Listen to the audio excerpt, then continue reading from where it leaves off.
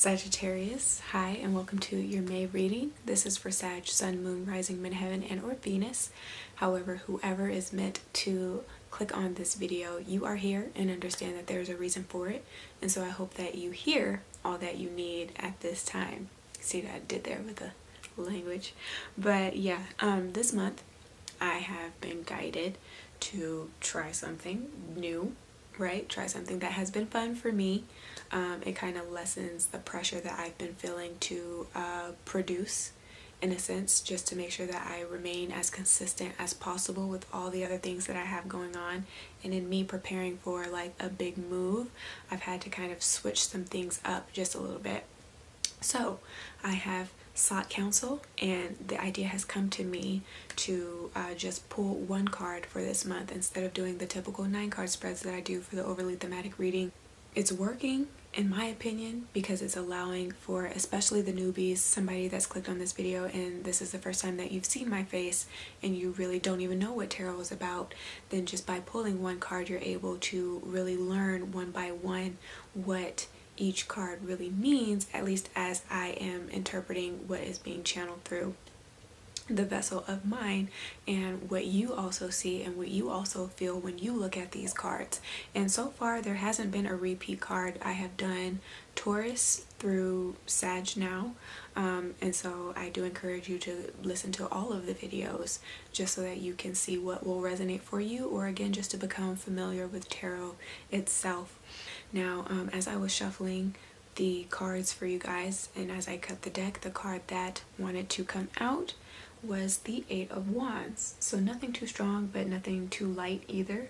I heard the words promised land. You guys are really trying to get to the promised land, whatever that means for you. If this is a career, right, going on that new exciting venture, going down that path. If this is in regards to romance, excuse me, and having a more passionate, a more what is it called, adventurous relationship, then that is what that is for you. If this is in regards to your health and making those changes, namely because you know you see the green and you see the sacral and solar plexus, and so you're working on things that can steadily increase your self-esteem, overall vitality, and just psychological or emotional health, okay, then you are doing that. You are embarking on that, whatever that promised land is for you. And you can see it, right? You can see it on the horizon as you're in a boat, right? As you are swimming towards, rowing towards. You see it, so you know it's not impossible. You know it's not, it is within reach, right? It's no longer just an idea. There are tangible results that are either coming in or that you are going toward, right? And so that is very exciting. It's a very optimistic card. A lot of you guys might be traveling via air, via boat, going on a cruise, to see somebody either that you care about, or just again because you're a Sagittarius and you always kind of want that new experience to expand your horizons. Then that is what you're going to be doing. Or opportunities are coming in that allow for you to do that. So again, through a job or through a partnership, whoever it is that you may be connecting to in this month, I do get the sense that it can be another fire sign coming in just with the Wands energy. So Aries, Leo, Sagittarius, maybe they are in your environment and you feel very inspired by them, and you are taking little bits and pieces of what you see from them and implementing that into your persona, right, into the vessel that you are. Very, very teachable, very coachable, or what is that called? It's not bendable, but it's kind of like the same thing as flexible. Malleable this month. Yeah, I am definitely seeing that you guys are very malleable. I just do want to say again, because this isn't the strongest card, but it's not the weakest card, that you're not intimidating in this month. And that's neither positive, negative, or neutral, right? Because people recognize the glare, but they can't handle the light, okay? Common's verse. That is my favorite song. I'm gonna play that at my reception. But anyway,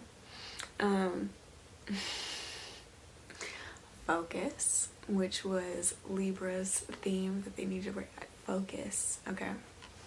So, this is, yeah, when people see you doing well, and that sows seeds of envy with women. You know, they can be pissy, jealous-hearted because you are on the up and up and they're not doing so well. And so you can become intimidating because you might, especially if you're venturing into the same field as somebody else, then this can be them becoming greedy because they don't want you to take from the pool of resources that they have had access to. They feel like it then becomes competitive to have you in the same industry. Does that make sense? So that can come through as well if you are a woman dating a man and you're very goal oriented, you're very ambitious. That can scare off the men that like more docile, passive women who don't really speak much in a relationship, that aren't as authoritative. But that just means that they aren't meant for you. You are too much woman for them. And you shouldn't have any like anger or guilt or resentment for being raised that way.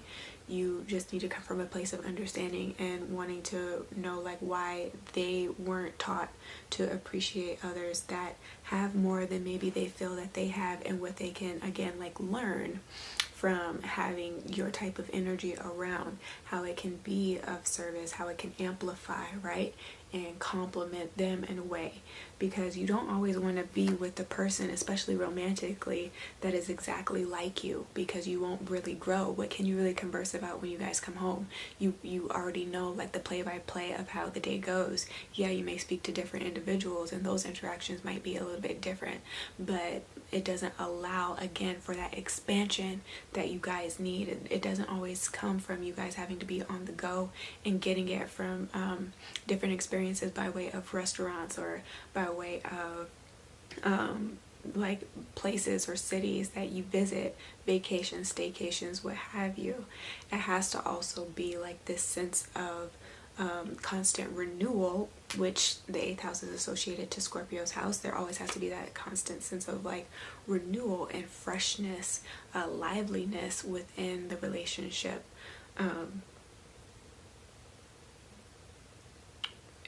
In essence, just keeping that spark alive. And I feel like you guys work best, or you feel that best, when there's somebody that has a different background than you. Very literally, they can have a different background, like culturally be different, or that is how you guys grow together. You guys take an interest in something that neither one of you really grew up in, right? If you had different religious backgrounds, but you guys are all of a sudden interested in Buddhism, then going down that path together can open you up, right? Just exploring those types of things with one another can be the way that you add it in, if you guys do happen to work in the same field, because like who can really help that, right? You also can't help who you are attracted to. Maybe this month there are a lot of eyes on you, right? You're very attractive. You have a lot of, what are this, like contenders? I don't think contenders is the word, but it does make sense. Prospects. There we go. I don't know why I am so obsessed with the idea of perfection when I'm thinking of a word, and if it doesn't come out the way that I want it to, or if it's not the word that I intend to use, I will wait, which is why I'm always cutting out like big chunks of videos, keeping within the 15-minute time frame, but because I want that specific word to describe what it is that I'm getting, right, from the images that I see, and it's madness. But yeah, you guys can have a lot of prospects this month. Or if people aren't naturally attracted to you, you are attracted to a lot of people this month, right? You're not putting all of your eggs in one basket now with this energy here. Very flirtatious energy. Just be careful, because this can escalate very quickly, being that this is Wand's energy, and then you can become more promiscuous. Yeah, promiscuous or scandalous in behavior, because you're just like sex crazed, or you're an attention hog in that way. You always need that validation. Okay. So if you're working on issues surrounding that, like needing validation or just having poor self-esteem, and that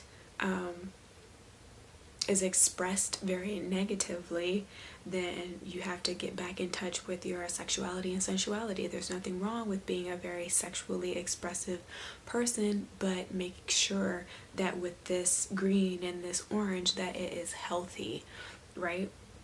If you want to have multiple sexual partners, can't no one stop you, but I wouldn't have unprotected sex. Unprotected sex with all 8, okay? Really, with any of them. Get tested, that type of thing, regularly. Make sure that the people that you are involved with can also produce those types of results. That's what I'm saying. But if you want to explore your sexuality, you can definitely tap into that this month. There's opportunities to do that this month. You have to put yourself again in a different environment than where you have gone for that type of experience, though. So I don't think that there's a show like what Candy Burris has done with the sex dungeon. I'm not sure if you guys watch Real Housewives of Atlanta, but if you do, you're a real one. She tries to create things that are more interactive, that allows you for that exploration. She doesn't mind that, and so you can go to those types of events. I'm not sure what they call them, but there's like women who work for like sex toy companies, and they throw parties like that. So going to lingerie parties or doing things like that, going to those type of Eventbrite events, if they even have those on Eventbrite. I'm not sure if there are certain restrictions there, but putting yourself in those types of environments can kind of really open your eyes to let you know, like, okay, hey, I'm curious about this. This is something that I may be interested in wanting to try with either just yourself or with a partner, making sure that they are also involved as well, so that you... Yo, my camera is so rude, it shut off on me. So that means I need to hurry up. But yeah, as I was saying, just make sure that you're including your partner, you know, that you don't leave them out of part of that process, right? Of wanting to explore and try new things, especially if it is sexually. And again, just with this Wands energy, just be careful that you don't do the whole, you know, you're not a player, you just crush a lot. Because I know that the sun is coming out, it's heating up, we're going into summertime, sun's out, buns out, you know what I'm saying? The man is trying to throw them gray sweatpants on to stir some trouble. So make sure that you just aren't getting into trouble with this energy, something that you won't be able to get yourself out of, okay? So if this reading did resonate for you, do give me a thumbs up. Share this with your friends and family. Do subscribe for more as well. If you want to book with me, you can hit me up at my email, which I will leave here, as well as in the description box for you.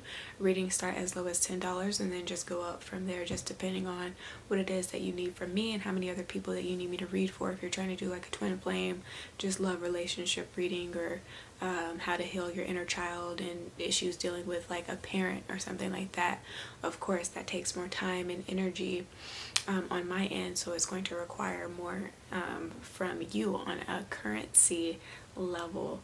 So just be prepared for that. But other than that, I am here for you if you should need me.